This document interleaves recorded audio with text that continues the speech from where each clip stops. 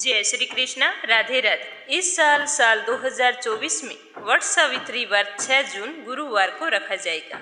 वट सावित्री के दिन शनि अमावस्या यानी कि शनि जयंती भी है।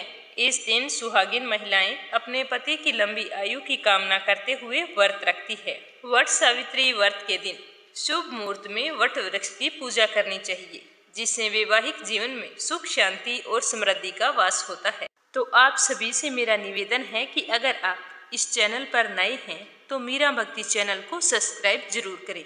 इस व्रत के दिन महिलाएं घर में बड़ों का और विवाहित महिलाओं का आशीर्वाद जरूर लें। तो चलिए अब अपने सुनते हैं वट सावित्री व्रत कथा। भद्र देश के एक राजा थे जिनका नाम असवपति था। भद्र देश के राजा असवपति के कोई संतान नहीं थी, इसीलिए वो इस बात से बहुत ही दुखी रहते थे। उन्होंने संतान की प्राप्ति के लिए मंत्र उच्चारण के साथ प्रतिदिन 1 लाख आहुतियां दी। 18 वर्षों तक यह कर्म जारी रहा। इसके बाद सावित्री देवी ने प्रकट होकर वरदान दिया कि हे राजन, तुझे एक तेजस्वी कन्या पैदा। इस तरह के वचन सुनकर राजा असवपति बहुत ही खुश हुए। 9 महीने बाद उनके घर बहुत ही सुंदर कन्या ने जन्म लिया। सावित्री देवी की कृपा से जन्म लेने के कारण उस कन्या का नाम भी सावित्री रखा गया।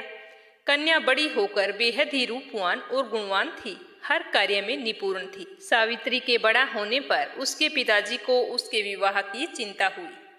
वो उसके लिए वर ढूंढने लगे, लेकिन योग्य वर न मिलने के कारण सावित्री के पिता बहुत ही दुखी रहने लगे। तो एक दिन सावित्री ने कहा कि पिताजी, आप इतने उदास क्यों रहते हो? मुझे बताओ कि क्या बात है।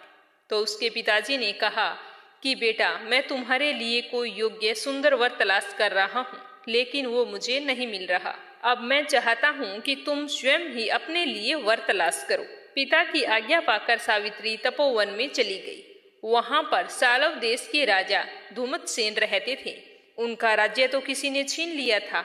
उनके पुत्र सत्यवान को देखकर सावित्री उस पर मोहित हो गई और उसे पति के रूप में उसका वरण कर लिया।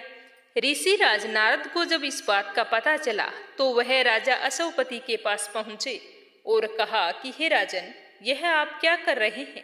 सत्यवान गुणवान है, धर्मात्मा है, बलवान भी है, लेकिन एक चिंता की बात है कि उसकी आयु बहुत ही छोटी है। वह अल्पायु है, 1 वर्ष के बाद ही उसकी मृत्यु हो जाएगी। तो ऋषि राज नारद की बात सुनकर राजा असवपति घोर चिंता में डूब गई। तो फिर सावित्री ने अपने पिताजी से पूछा कि पिताजी, आप चिंतित क्यों हैं? तो उसके पिताजी ने कहा कि पुत्री, जिस राजकुमार को तूने अपने वर के रूप में चुना है वह अल्पायु है। मैं चाहता हूँ कि तुम किसी और को अपना जीवन साथी बनाओ। तो इस पर सावित्री ने कहा कि पिताजी, आर्य कन्याएं अपने पति का वरण एक ही बार करती है। राजा एक ही बार आज्ञा देता है और पंडित एक ही बार प्रतिज्ञा करता है और कन्यादान भी एक ही बार किया जाता है। और सावित्री हट करने लगी और बोली कि मैं सत्यवान से ही विवाह करूंगी। तो राजा असवपति ने सावित्री के कहने पर उसका विवाह सत्यवान से कर दिया। विवाह के बाद सावित्री अपने ससुराल यानी कि जंगल में जाकर अपनी सास ससुर की सेवा करने लगी। समय बीतता चला गया। नारद मुनि ने पहले ही सावित्री को सत्यवान की मृत्यु का निश्चित समय बता दिया था। जैसे जैसे वह दिन करीब आने लगा तो सावित्री अधीर होने लगी। उसने 3 दिन पहले ही व्रत रखना शुरू कर दिया। नारद मुनि द्वारा कथित निश्चित तिथि पर उसने पितरों का पूजन किया। हर दिन की तरह सत्यवान उस दिन भी जंगल में लकड़ी काटने के लिए जा रहा था। तो सावित्री ने कहा कि आज मैं तुम्हारे साथ चलूं। तो सत्यवान की आज्ञा पाकर सावित्री सत्यवान के साथ जंगल में लकड़ियां काटने साथ चली गई। जंगल में पहुंचकर सत्यवान लकड़ी काटने के लिए एक पेड़ पर चढ़ गया। तभी उसके सिर में बहुत ही तेज दर्द होने लगा। दर्द से वह व्याकुल होकर पेड़ से नीचे उतर गया। तो सावित्री अपना भविष्य समझ गई थी। तो सावित्री सत्यवान के सिर को अपनी गोद में रखकर सिर को सहलाने लगी। तभी वहां पर यमराज आते दिखे। यमराज अपने साथ जब सत्यवान को लेकर जाने लगे तो सावित्री भी उसके पीछे पीछे चल पड़ी और यमराज से विनती करने लगी कि मेरे पति सत्यवान के प्राण छोड़ दीजिए, और कहा कि मेरे सास ससुर अंधे हैं, उनका एकमात्र इकलौता सहारा यही है। आप कृपा करके मेरे पति के प्राण को बख्श दीजिए। तो यमराज ने सावित्री को समझाया कि यही विधि का विधान है, ये टल नहीं सकता, लेकिन सावित्री नहीं मानी। सावित्री की निष्ठा और पति परायणता देखकर यमराज ने सावित्री से कहा कि हे देवी, तुम धन्य हो, तुम मुझसे कोई वरदान मांग सकती हो, मैं तुम्हें 3 वरदान देता हूँ। तो सावित्री ने कहा कि मेरे सास ससुर वनवासी और अंधे हैं, आप उन्हें दिव्य ज्योति प्रदान करें। तो यमराज ने कहा कि ऐसा ही होगा, अब तुम लौट जाओ। लेकिन सावित्री तो अपने पति सत्यवान के पीछे पीछे चलती ही रही। तो यमराज ने देखा तो कहा कि देवी, तुम वापिस चली जाओ।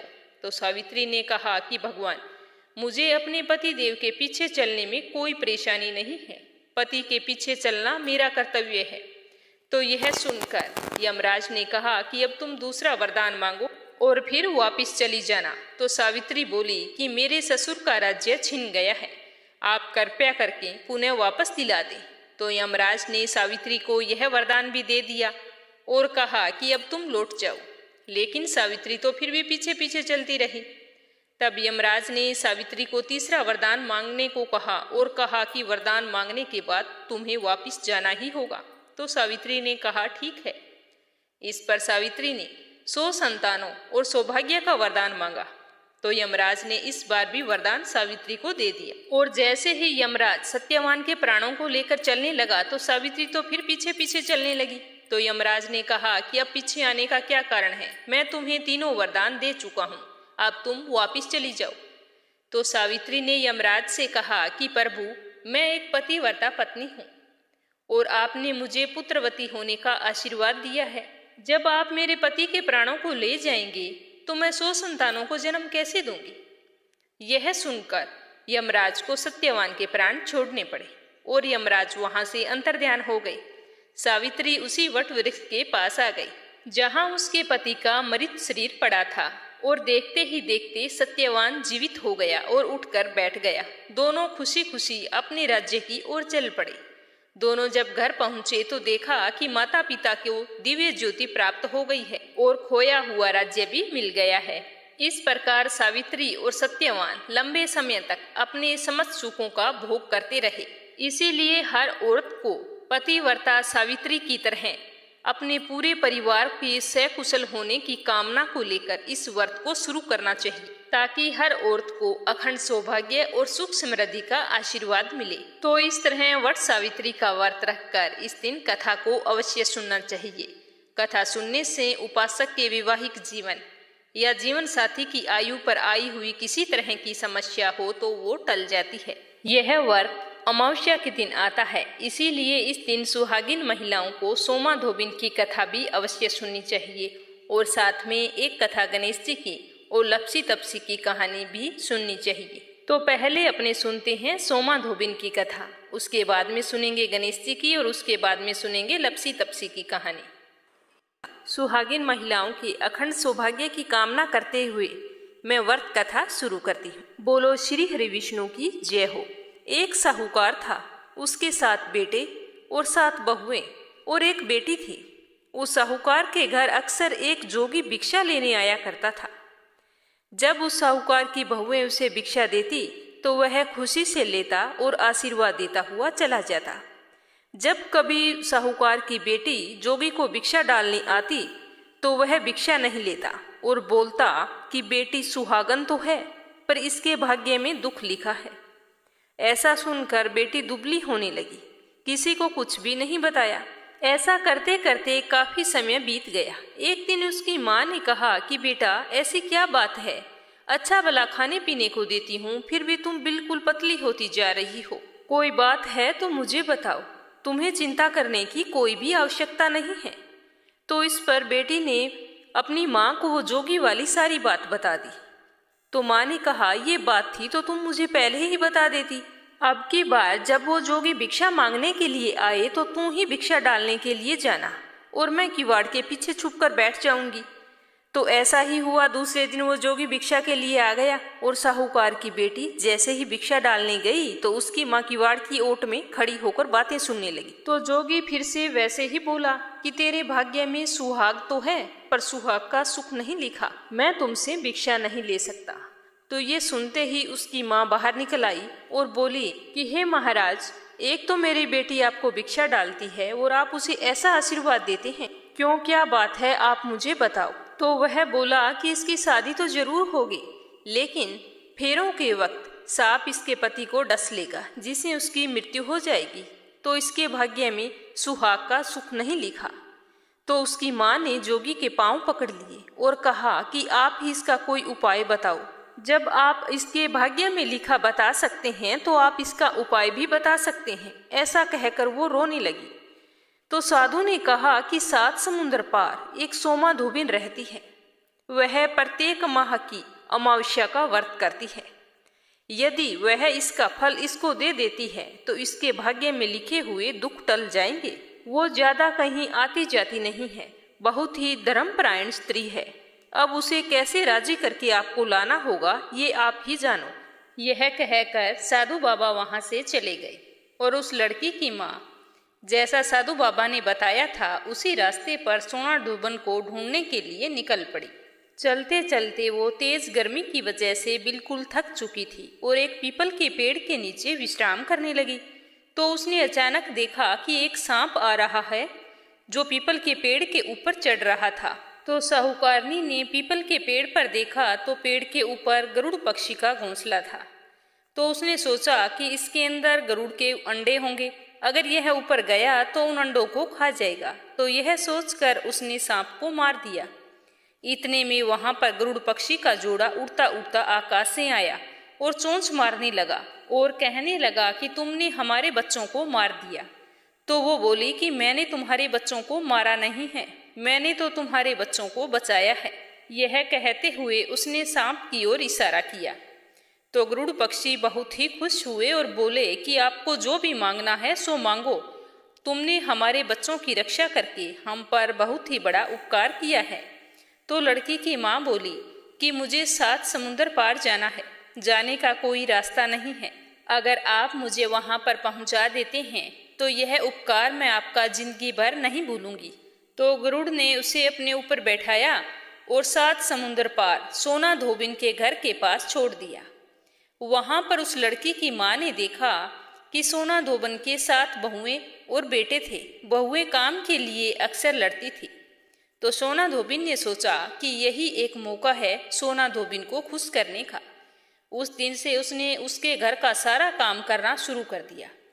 जब सोना धोबिन सुबह उठती तो उससे पहले सारा घर का काम किया हुआ होता, झाड़ू लगाना, पानी भरना, पशुओं को चारा डालना, सारा काम किया होता। तो सोना धोबिन ने सोचा कि पहले तो मेरी बहुएं इतनी काम के लिए लड़ाई करती थी, अब सूर्योदय होने से पहले ही सारा काम निपटा देती है। तो कौन सी बहू है जो ऐसा करती है, मुझे छुप कर देखना होगा। अगले दिन सोना धोबिन सुबह जल्दी उठी और छुप कर बैठ गई। तो उसने देखा मुंह अंधेरे एक औरत आई और उसने घर का सारा काम निपटाया। जैसे ही वो जाने लगी तो सोना धोबिन ने उसे पकड़ लिया और कहा कि तू मेरे घर का सारा काम ऐसे चोरी छुपे क्यों करके जाती हो? यह पाप तूने मेरे ऊपर चढ़ा दिया है, इसे मैं कैसे उतारूंगी? तो साहूकारनी ने अपने हाथ जोड़ दिए और बड़े ही दीन स्वर में वो साधु बाबा वाली सारी बात सोना धोबिन को बता दी।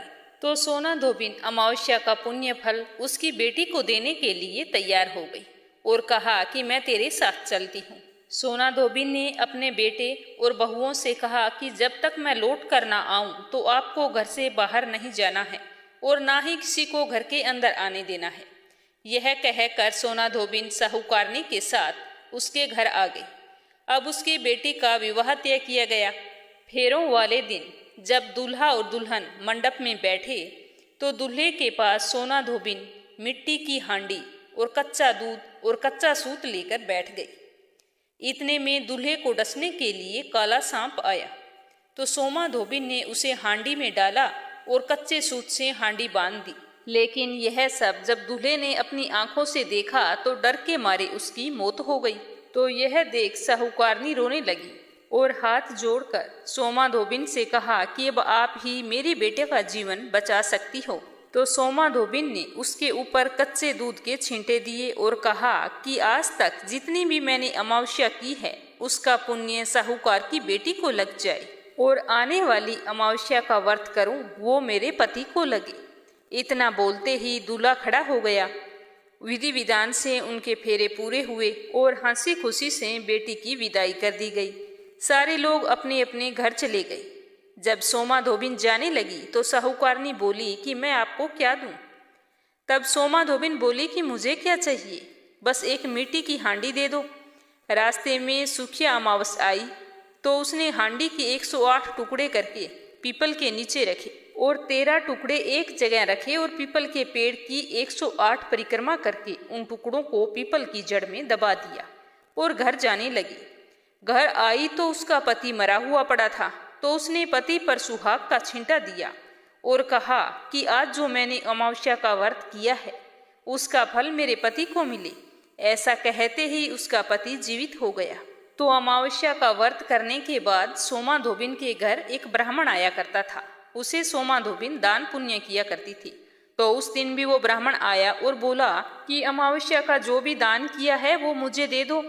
तो सोमा धोबिन बोली कि रास्ते में अमावस्या आई थी, कुछ नहीं कर पाई और जो कुछ किया था वो पीपल के पेड़ के नीचे ही गाड़ कर आ गई।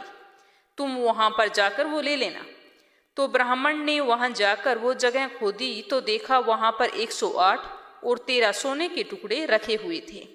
वो उन टुकड़ों को इकट्ठा करके उसके घर आया और सोमा धोबिन से बोला कि इतना धर्म किया, इतना दान किया और कहती हो कुछ भी नहीं किया। तो सोमा धोबिन बोली ये तुम्हारे भाग का है, आप ले जाओ, मैंने तो कुछ भी नहीं किया। तो ब्राह्मण बोला कि मेरा तो चौथा हिस्सा है, बाकी 3 हिस्से आपके हैं, जिसकी भी आपकी इच्छा हो आप उसे दे देना। तो सोमा धोबिन ने पाठशाला, प्याऊ, धर्मशाला, कुएं, बावड़ी आदि बनाने में वो सारा सोना लगा दिया और ब्राह्मण ने पूरे नगर में ढिंडोरा पिटवाया कि सारे लोग अमावस्या का व्रत करें और पूरी श्रद्धा से सच्चे मन से पीपल वृक्ष की पूजा करें और दान पुण्य करें। हे अमावस माता, जैसा आपने साहूकार की बेटी को अमर सुहाग दिया वैसा सबको देना। कहानी सुनने वाले को और कहानी व्रत से जुड़ी बहुत ही महत्वपूर्ण जानकारी और संपूर्ण कहानियाँ उम्मीद करती हूँ कि आपको ज़रूर पसंद आई होगी। तो प्लीज़ मीरा भक्ति चैनल को सब्सक्राइब ज़रूर करना और इस वीडियो को ज़्यादा से ज़्यादा शेयर करना ताकि मेरी हर एक बहन तक ये कहानी पहुँचे। आपका बहुत बहुत धन्यवाद। भगवान आपकी समस्त मनोकामनाएं पूरी करे। सभी बहनों के मंगल जीवन की कामना करते हुए आज के लिए बस इतना ही। जय श्री कृष्णा। राधे राधे।